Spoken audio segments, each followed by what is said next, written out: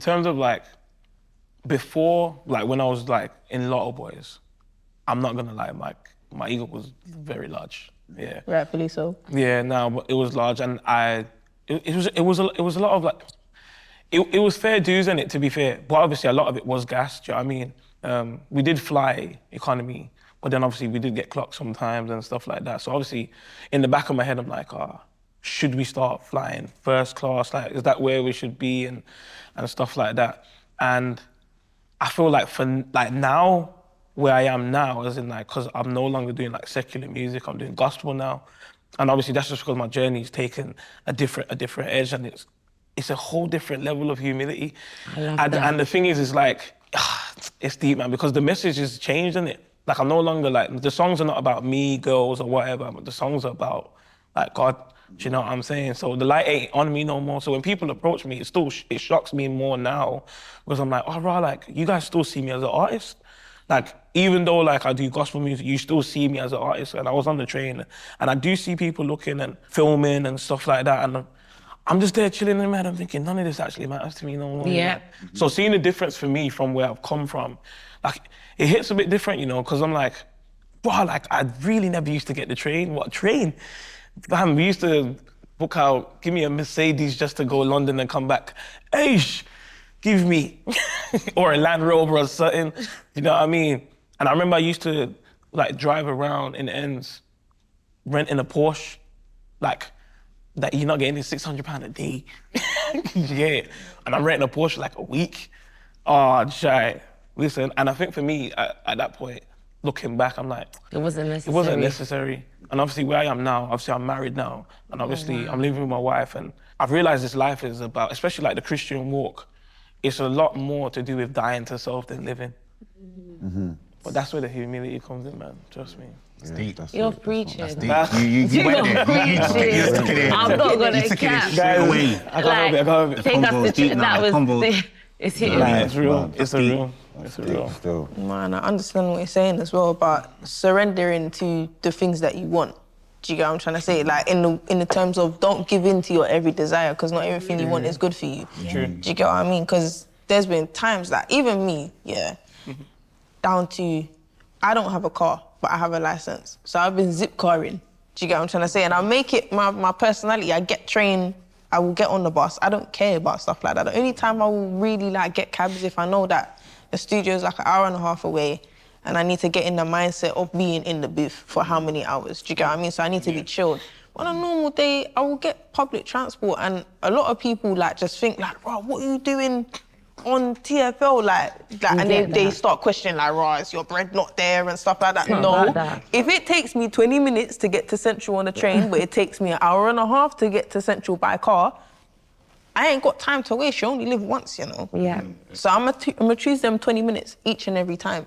So even like the whole thing what you're saying about the £600 a day Porsche and stuff like that, it's all lifestyle and it's all consumerism, and you got to be careful what you're feeding yourself like through your eyes, because it's all like fake. I don't think people understand how fake social media and everything is like, and all this lifestyle stuff. It doesn't exist and it does not last forever. Do you know what I mean? You know what's so mad as well, yeah? When I look back, I was like, why did I get the Porsche? It was because when my mom told me, don't watch those music videos, I was still watching those music videos.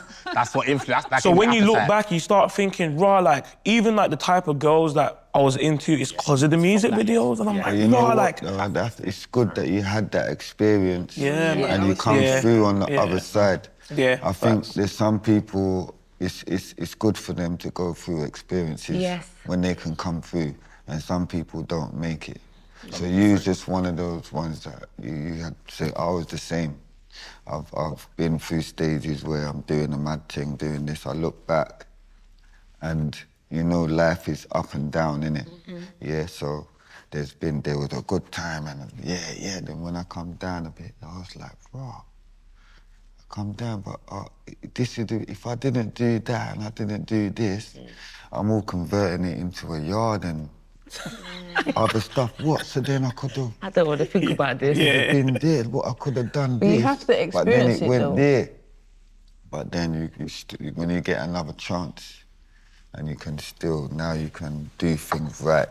You know what I'm saying? You got to remember, people that are given platforms like yourself and like the rest of us, I feel like we're given this platform to make these mistakes so that we can influence others to not make the same mistakes. Exactly. And if you didn't, and any of us didn't get to experience the quote-unquote finer things in life, then we wouldn't know.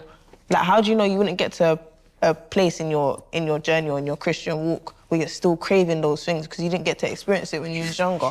Do you get what I mean? So I feel like, yeah, not everything in life is supposed to be experienced, but when you do have that experience, don't think back on it and think like, oh, maybe I shouldn't have done that. I've done that countless times, like, especially when I'm in the studio and I'm thinking, bro, I should have really cooked myself a food instead of ordering this food. Yeah. And then how much money you spend on Deliveroo and Uber Eats and da-da-da-da-da. And it's just like, if I just cooked, the food would have lasted me 3 days and I would have been all right. Do you get what I mean? But you make those mistakes so you don't make them again. Yeah, true. Do you get me? And I think as well, the level of relatability that you will have with people who are starting that journey, who have a similar mindset, is powerful because you've been through it as well. I think that it gives power to your voice because then you can talk to them and say, look, I know what it feels like to have that pressure. And I think for yourself as well, because you know what it is? It's like, I do think, because the space I sit in is like it's like alternative underground rap. I don't have that pressure on me. It's like I relate with you in the sense that if I go on a train or if I'm on, people almost, they expect that from me. That's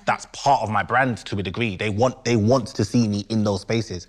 But I think I would find it difficult because, do you know what it is? Like, what we talk about, naturally, people want to feel that, the realness of it. Yes. So if I had a bar saying, I don't know, I'm in my truck, like, they want to see me in my truck. That's what's going to make them come to my show. That's what's going to make them love me as an artist. That's my bread, that's my business, you understand? So I do think there's a difficult tension within that because in as much as it's almost like, the pressure, it's almost like the inverse of that is if I was like rolling around Central in a Lambo, my audience would almost be like, well done, but okay. Yeah, so it's almost like it's almost like whatever's put out there, you're held accountable to, and that's the difficult thing. Like whether it be, I don't know, I'm the best at this, or let's say I'm a mic man and know what, like, if you crash me, it's game over. If someone then chucked it with you and you're like, nah, then people be like, wait, hang about. That's double. Do you know what I mean? So I think I'm a train man. people I'm a forget. train man. Straight Elizabeth line. That's me. Yeah. People quick forget and that simple. artists What? have Tottenham lines as Court well. Road. What? Quickly. Yeah. What?